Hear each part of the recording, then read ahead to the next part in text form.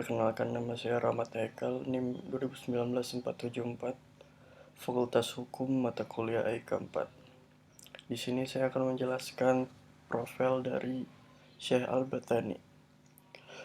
Al-Batani merupakan salah satu seorang ahli astronomi dan matematikawan muslim pada abad pertengahan yang cukup berpengaruh. Salah satu karyanya yang cukup populer adalah kitab Al-Zij, yang pada abad ke-12 diterjemahkan ke bahasa Latin dengan judul De Scientia Stellarum atau De Motu Stellarum. Di berkat penemuannya saat ini kita bisa mengetahui adanya 365 hari, 5 jam, 46 menit, dan 24 detik. Penemuan Al-Batani ini dianggap sangat akurat ya, bahkan keakuratannya pengamatannya dilakukan Al-Batani membuat seorang matematikawan asal Jerman bernama Christopher Clavius menggunakannya untuk memperbaiki kalender Julian. Atas izin Paus Gregorius 8, kalender lama akhirnya diubah menjadi kalender yang baru dan mulai digunakan pada tahun 1582. Kalender inilah yang kemudian banyak digunakan oleh masyarakat hingga saat ini. Jadi Al-Batani ini lahir sekitar 858 di Haran, memiliki nama lengkap Abu Abdullah Muhammad ibnu Jabir ibnu Sinan Ar-Raqi Al-Harani Al-Sabi Al-Batani.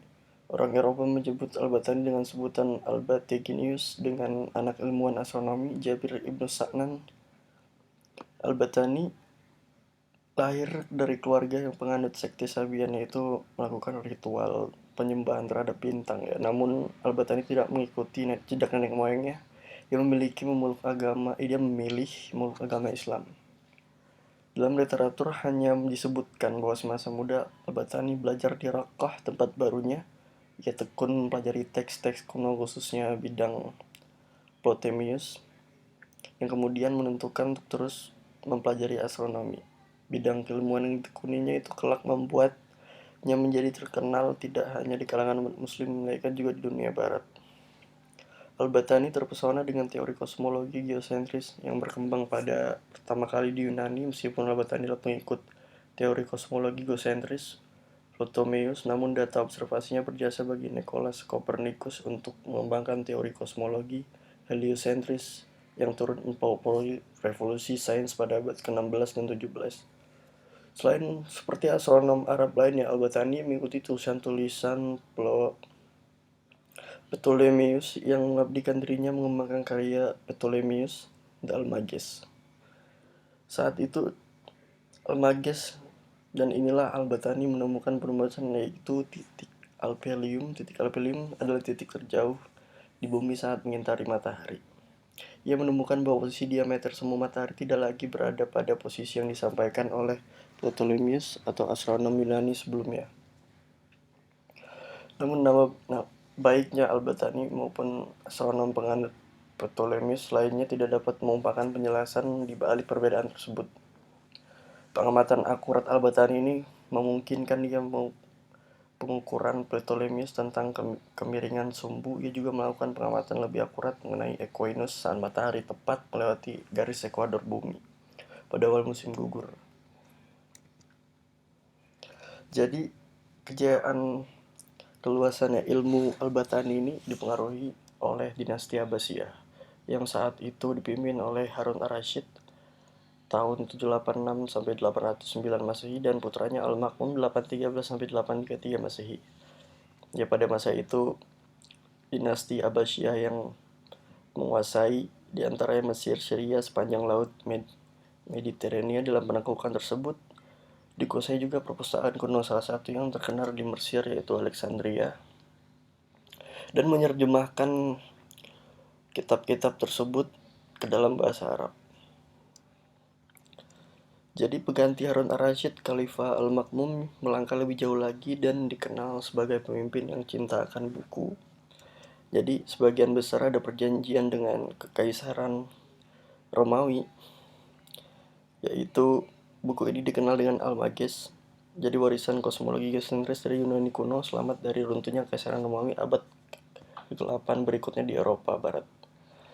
Selain menerjemahkan manuskrip ilmu pengetahuan ke dalam bahasa Arab, Al-Makmun juga mendirikan sekolah. Salah satu karya besarnya yang penting adalah pembangunan Bait Al-Hikmah, pusat penerjemah yang berfungsi sebagai perguruan tinggi dengan perpustakaan yang besar. Pada masa Al-Makmun inilah Baghdad mulai menjadi pusat kebudayaan dan ilmu pengetahuan.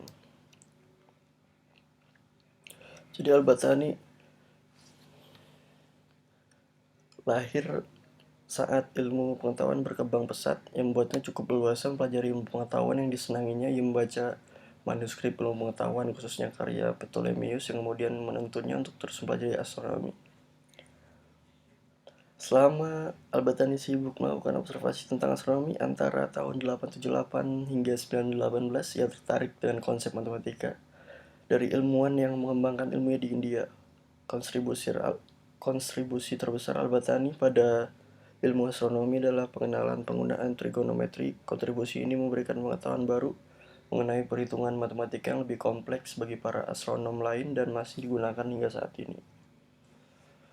Jadi akhir hayatnya Al-Batani meninggal pada tahun 929 Masehi di Khor Aljis, sekarang namanya Irak modern, dalam perjalanan pulang dari Baghdad.